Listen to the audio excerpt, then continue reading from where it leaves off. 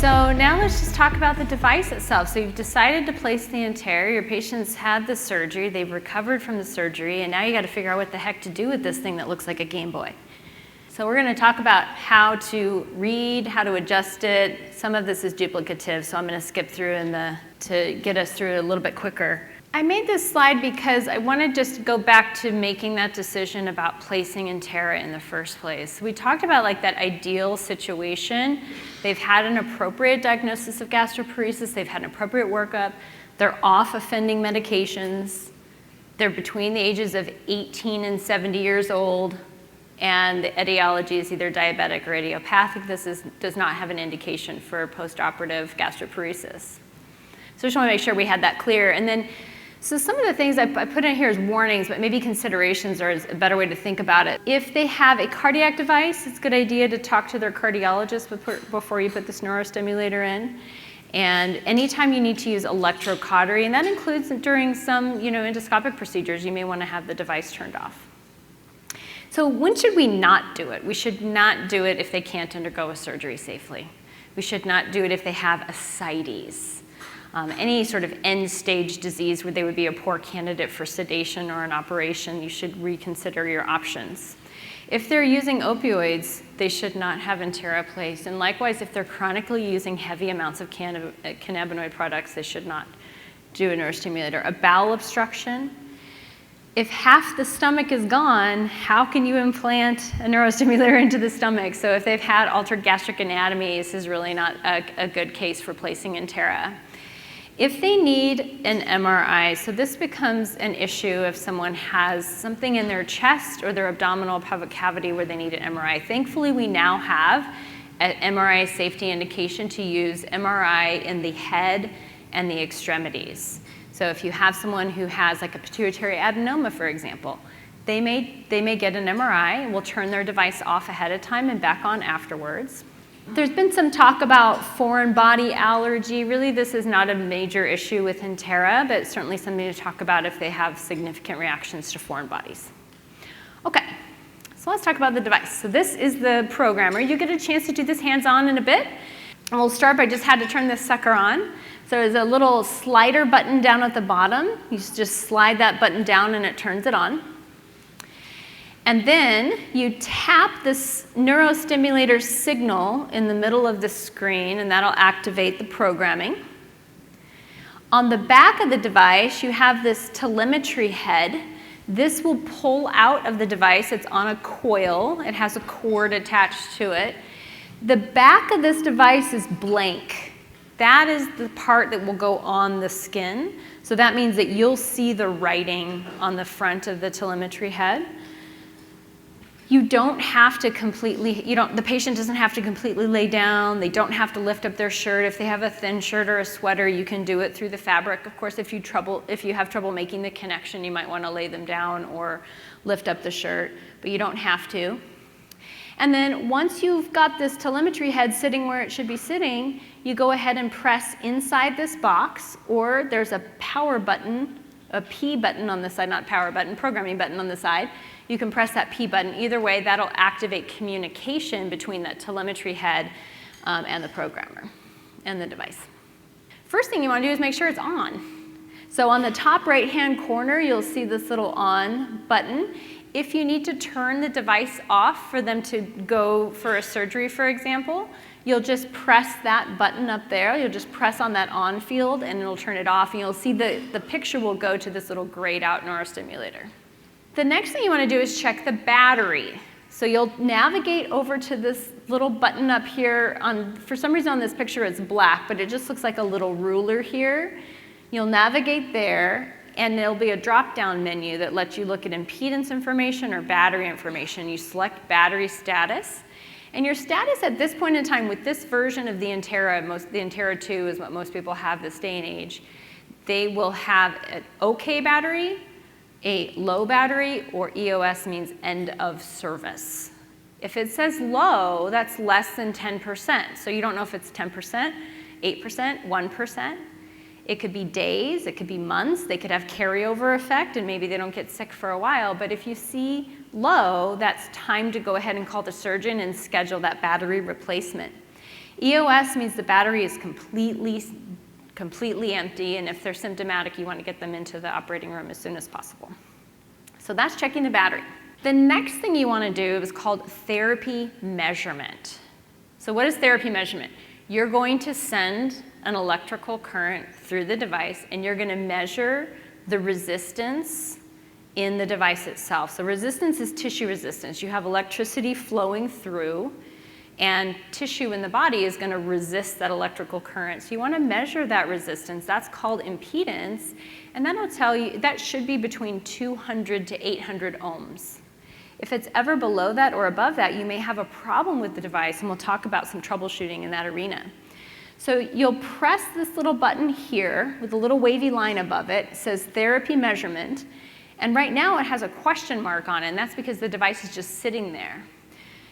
When you press the therapy measurement button, you'll get a value here, and you'll want to record that in your chart. Likewise, once it runs the electricity through, it'll measure the current, so you can write down your milliamps. Your voltage will be set, and then the pulse width, rate, and cycling time will also be on that screen. Write all of that down. That's the first thing you do. So you're basically just checking the device at this point, just seeing how it's functioning. We talk a little bit more about impedance. So the electricity is running from the case to the negatively charged electrode on the lead. The energy then continues to flow from the negatively charged electrode to the positively charged electrode, and then back to the case. So you have an electrical circuit. Let's say something's wrong with it, and you want to try to figure out what's wrong with the device. If one of the leads is broken, or maybe the set screw has come loose and the actual lead is unplugged a bit from the device, how can we figure out which lead is the problem? And just as a caveat, you'll probably be talking to your Enterra rep at this point. You'll be like, how do I figure this out? What's going on? But I'm going to show you how to get there and how to do it, and then they can help you along with it. Go back to this ruler button. This is the one where we check the battery, but instead of checking battery status, select impedance. It'll take you to this screen. You see that familiar icon there with the little wavy line? You can go ahead and press that, and it's going to just give you a little warning. You just press OK. Basically, it's telling you that it's going to use a voltage of 2 volts as it runs electricity through the system. And what it'll end up generating for you is the resistance between the C, which is case, and lead 2, resistance between the case and lead 3, and then resistance between the 2 leads. And if you see an abnormal impedance value, which is outside of the range of 200 to 800 ohms on any of those measurements, you can maybe isolate where the problem is, and that might be beneficial for the surgeon to understand when they go in to do a repair. So what does it mean to have an abnormal impedance? Well, the way they set this device up, the way they engineered it, is that if you get an impedance reading that's really, really, really, really high, then that means something is obviously wrong and you should just call your surgeon. That's as simple as it is. If you get an impedance of like over 20,000 or 900, you'll call your surgeon. And what could be going on? Well, in high impedance, you have an open circuit. So the energy is escaping outside of that circuit. It's not going through the circuit very well because it's escaping, and that might be a situation where your set screw is not connecting the lead to the case. There's a broken wire. The other thing to watch for is a significant change in your impedance over time. So that's why I have you write down your impedance every single time. Because let's say last time you checked it, the impedance was 472, and you check it this time, and all of a sudden it's 830. That's a pretty significant change in the impedance. That's more than 150 ohm difference. So whenever you see that change in impedance, let's check in with the patient. Are they now experiencing symptoms where they were controlled before? Maybe something's wrong with the device. One of the things that can happen, so Dr. Suika was talking about the neurostimulator and how it healed in that subcutaneous pocket. If it's flipping around, or you have a patient that's flipping it, they're twiddling with it, they're using it as an ADHD tool, they're moving it around, they can wrap those leads. The leads can start to braid, and that can kind of pull on their connection to the case. So that can happen. You can actually see braiding and twisting and coiling up of the wires on just a simple x-ray. So So this is a great time to get an x-ray to try to troubleshoot what's going on. If someone's in an accident and they hit the steering wheel, that could disrupt the connection from the case. Whenever one of my patients is in an accident, I'm checking their settings, and I'm getting an x-ray, and I'm checking in to see how they're feeling. Very, very rarely, in fact, I've never had this happen in my practice, but very rarely, that electrode could erode into the lumen of the stomach. It's extremely uncommon. The surgeons, when they're putting that electrode through that muscular wall of the stomach, they actually get quite a bit of resistance, and they get really good at feeling what that feels like when they're putting it in. So if they ever feel like the lead just slips in too easily, that's probably a concern, and they need to check real carefully on that endoscopy to make sure they don't see any leads if that happens. So definitely a good time to get an x-ray. A low impedance could be an issue with your electrodes migrating. This is very rare. I actually have not seen this in my practice before, but if you got fluid in the header block, if there was a problem and fluid got into the header block, that could cause a low impedance. So if you ever have an impedance that's lower than 200 or higher than 800, call your rep, talk about what to do, and they'll help you out. So now we're going to move on to talking about how to make adjustments, why to make adjustments. We call this like managing by fact, meaning that the patient's symptoms dictate what you do. We have patients who get early improvement. That does happen. The early nominal settings help their symptoms. You don't need to make adjustments. And the good news there is that their battery is going to last for the longest possible time. But more commonly, you have to at least make some adjustments. So let's talk about when, why, and how. Well, I typically, just like Dr. Sweeko, I'll follow up with them about 1 month after surgery, sometimes 6 weeks, just do a symptom check-in, then 3 months, 6 months, and then once a year. If someone is still symptomatic, I will see them every month. Do we have time to see patients every month? Do we have access for that? No. Sometimes we don't. Sometimes our clinics are booked out. This setting adjustment is really quick. I will double book someone. I'll say, hey, the expectation here is I'm not doing a visit with you. I've already decided what setting change I want to do. Just come in, let me change it. Or all of my nurses are trained to do it, and the nurses can do it. So, and you can bill for this, and we'll talk about what billing for this looks like later. So my rule of thumb is if you're not 80% better from whatever your baseline was, then let's think about making a change. The changes we make typically follow an algorithm, and see, Meredith, we were talking yesterday that you have a little bit of a faster algorithm. Some people go a little bit slower. This is the ABLE algorithm that's generally the accepted approach, and you make adjustments by voltage, starting at a pretty low voltage of 2.5 and going all the way up to 8.5. But each time they come in, you're making a 1.5 volt adjustment. The cycle on, cycle off time at the time of surgery is 0.1 seconds on and 5 seconds off. So it's only on for 0.1 second. When you make your first cycle time adjustment, it goes all the way up to on for 1 full second, which is 100 times longer than it was on before. So this spot here, the cycle on, cycle off time, that is where you start to see some changes in battery life. When you change the voltage, you don't get as much battery depletion as you do when you change the cycle time. And that's just simply because the device is on longer.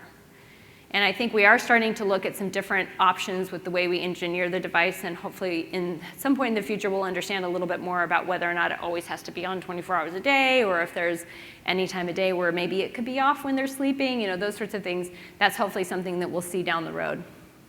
So then the other thing we can change is the rate, and I'll tell you what rate means in a bit, but the rate is how many pulses of energy is sending. So when they come into clinic, turn the programmer on, put the telemetry head over the device, press the programming button, and you get that communication.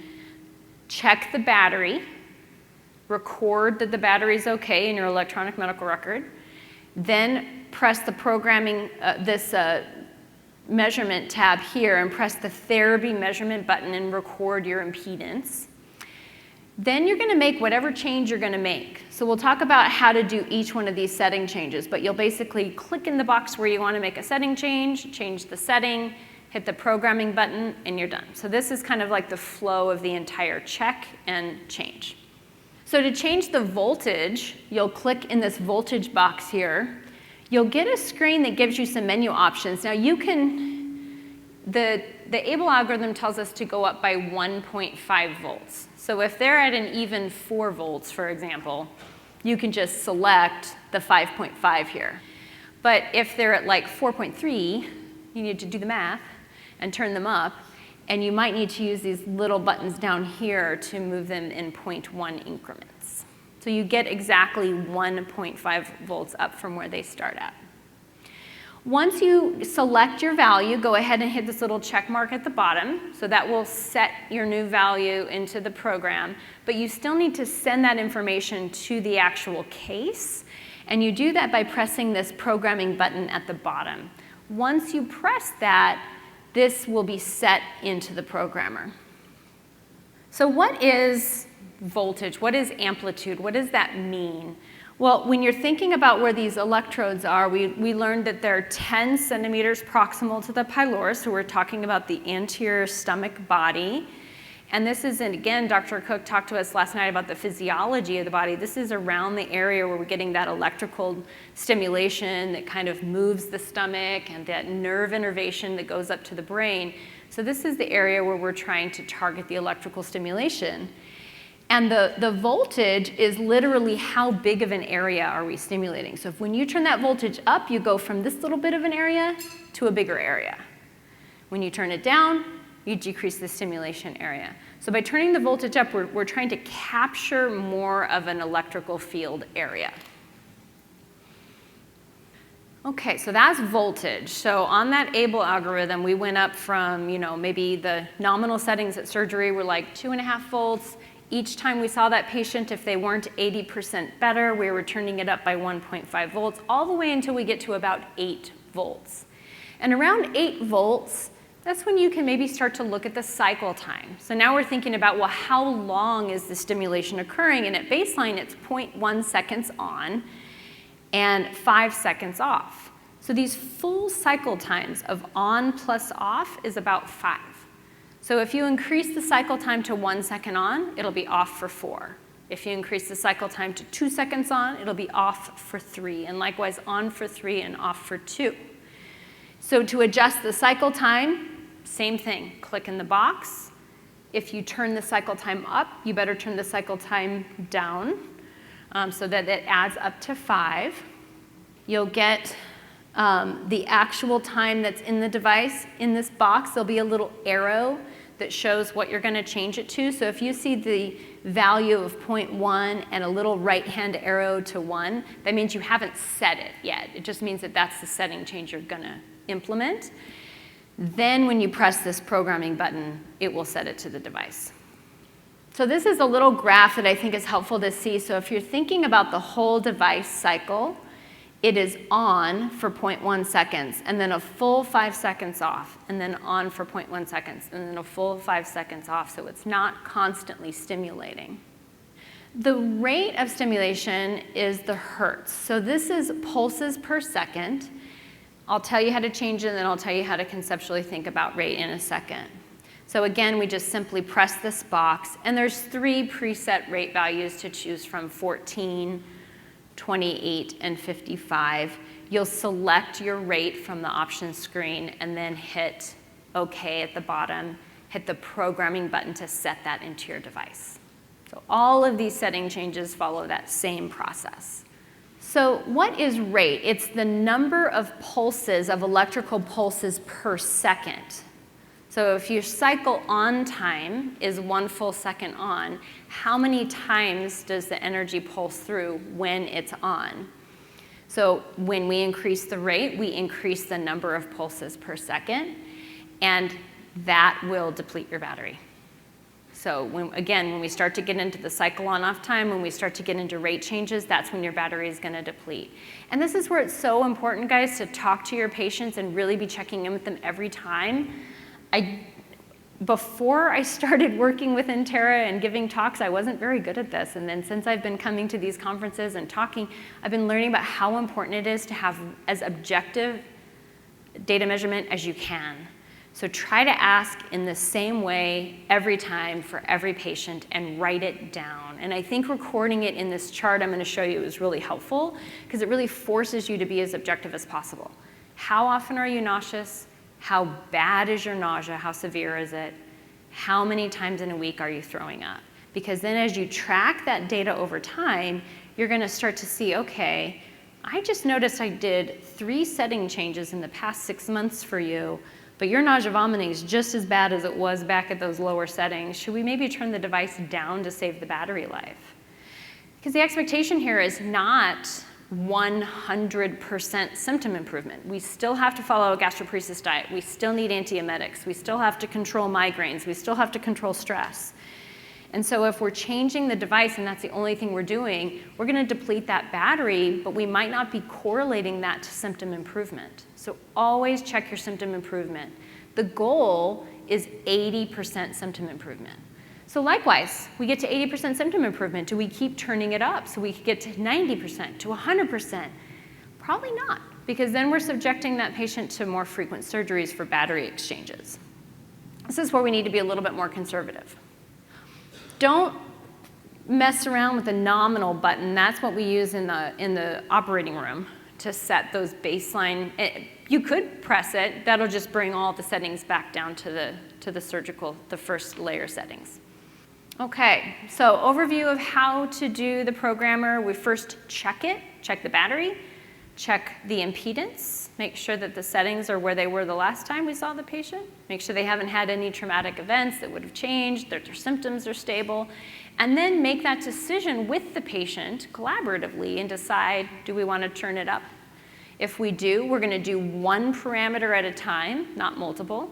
We're going to start by adjusting voltage first, then cycle time, then rate. So you can imagine if you're seeing this patient every 1 to 2 months, you might take a full year to get to the place where the settings are in the right spot. So I like to have that expectation conversation with the patient. Most importantly, if you make a setting change, don't forget to press the programming button or it won't stick. So you got to press that at the very end. There's also a P button on the side. Yeah, that one works as well. So this is a great example, and Enterra has these for you to take home, and I encourage you to use them in your practice. What I love about this form is that it records the patient information. Who was the surgeon? Where was that surgery done? What was the original implant date? That becomes important as you get near the end of battery life. And then what's the pre-implant data? So on this side, we're going to have the date of the surgery. Of course, the battery's good because it's a brand new battery. But what are the settings coming out of the surgery? What's the impedance? What's the voltage? What is the cycle time and the rate? But also, what does our pre-operative symptom survey look like? And then following surgery, each time you do a battery check, each time you do a settings check, each time we do a setting adjustment, we will do another column here. We'll start with the date, and then how is the battery, and then if I made any setting changes, what are those? But importantly, how are the symptoms looking over time? So we record that at the bottom. It makes a really easy way to track it. We'll talk a little bit about something we haven't mentioned yet called polarity. We'll talk about that today. It's a little bit more of an advanced setting, and it's something that we're starting to learn a little bit more about. So I'll talk to you about that in a second. This is a chart that I made on Microsoft Word, and I copied it and I pasted it into my electronic medical record. And I've got, this is kind of a truncated version, but I've got about 10 columns so that I can look at this going forward over time, but it just replicates what Enterra did, and it's something that I can easily reference and put into my charting. So I put that inside my electronic medical record. I'm happy to share that chart with you if you'd like to use the same in yours. I've asked all of my nurses to start using this so we can all do it in the same way, and it looks the same. We file it under a GI procedure folder in our electronic medical record, so it's always in the same spot, so you can go and you can see the changes over time. Okay, so the most typical cadence of follow-up is going to be 1 month after surgery. They should have recovered from their operation. They should definitely be off post-op opioids. Their pain should be controlled. And we get the opportunity at about 4 weeks to say, okay, have you noticed any improvement in your nausea vomiting? If they have and you don't make any adjustments, I recommend you see them again at 3 months after that, and then again at 6 months after that, once a year. But again, if someone's having symptoms, I see them about every 4 weeks. I don't make changes earlier than every 4 weeks for most patients because I feel like it really takes some time for those setting adjustments to like kind of kick in, see how they're doing. We might need to manage constipation in the meantime. So I give them a full month between setting adjustments to see how they're doing. Let's talk a little bit about pain. That functional dyspepsia and visceral hypersensitivity are part of this patient population. So could they have pain after surgery? Well, is the pain because of the surgery? Is the pain because of the Enterra device? Or is the pain because they have visceral hypersensitivity? Or all the above? So pre-existing abdominal pain, as we know, is a common feature of functional dyspepsia. So they may already have pain going into it. But if they have post-operative pain and it's immediately after surgery, let's immediately get that surgeon involved in the conversation and make sure that they don't have a seroma, a hematoma, the device isn't sitting in the right way, it's flipped a little bit, and they're having pain from that. In that case, they might have pain right at the case. So ask them, where is your pain? Is it right at the case? Is this tender? Can I press on it? Does it hurt? Great, I'll just get an ultrasound. I'll talk to the surgeon, see what's going on there. But is the pain up here? Is the pain at the epigastrium area? Maybe are they getting stimulator pain? It's very uncommon. And if it's going to occur, it tends to occur maybe because some of that electrode is not fully buried into the tissue, and they're getting a little bit of energy escape from that. And that might feel like a shocking pain, and that pain might be more like coming and going at different times. They may also just get more of a sensation, like a little bzz, bzz, just like a little thing. And they may say, well, I don't really notice it during the day, but when I lay down at night and I'm trying to go to sleep, I kind of notice it. When I always say, well, if you notice that, is that bothersome to you? Is that painful? Is that, is it bothersome? And if so, we could talk to the surgeon about that. These things are actually very, very rare. So if you have gastric stimulation, it should not be uncomfortable. It should be comfortable. And really, you shouldn't really feel it at all. And if you do feel it, it shouldn't be disturbing your function or your quality of life.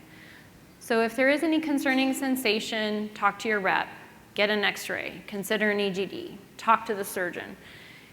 Try to figure out if it's visceral pain. Try to figure out if it's pain at the case site, ultrasound, CT scan, a physical exam to feel it. You could turn the device off or down if you're wondering if they're having actual sensation of energy being delivered through the unit. My experience has been that that's pretty uncommon, but it's something I have done before. I did have a patient agree to do a blinded trial, so we didn't tell her if we were turning it on or off, and we flipped it on and off a few times to see, and it turned out she was having pain from a bile duct stone, so it was a totally different reason. But you just work with your patients and try to figure out what to do. Okay, any questions about that? Yes. So the question is, if they have a high impedance result, how much priority should you put on it for them to get in to see the surgeon? My surgeon I work with, I would send her a message, and if she's in the clinic, she's responding to me within 1 week. If there's pain associated with that problem, I'll probably turn the device off until I can have them see the surgeon. The 2 situations I've had where that was the issue. One was a braided device, and it was pulling out of the case, and the other was a motor vehicle accident, and again, the lead was kind of not making a good constant connection with the case. And in one of those cases, she was having a lot of pain. In the other case, they weren't having any pain. So I turned off on the device that was having some pain.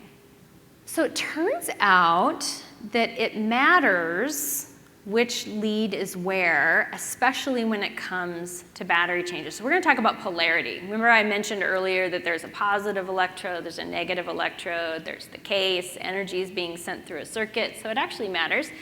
So there is a little diagram, and we will have a chance to actually look at the neurostimulator later, but if you see this little diagram, it has a picture with kind of a curved shape here, kind of mimicking this curved shape here.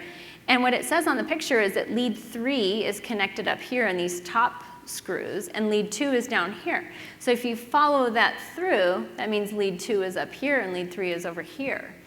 Lead 2 is typically assigned as the negative electrode. So here's the connection for lead 3, And then here's the electrode tip for lead 3, and that is what is buried in the anterior stomach wall. And then that's the connection for lead 2.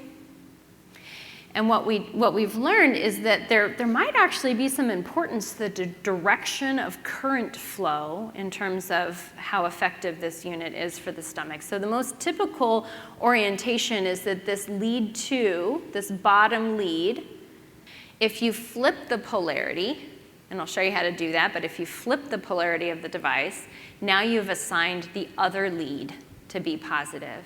You can also assign the case a polarity, and there's a way to do that. So here's how you do it. If you go back to that main programming screen where you do your therapy measurement and you change all your settings, you can actually click on these electrode ends. So the typical orientation is that 2 is negative and 3 is positive, and if you just click on 2, you can make it positive, and then you'll change lead 3 to negative, and that's how you change the polarity. So let's talk about why you would even think about polarity. Most of the time, we're asking our surgeons to place that lead 2 as a negative lead. It's proximal in the stomach. It's the first lead you'd get to if you went down the stomach towards the pylorus.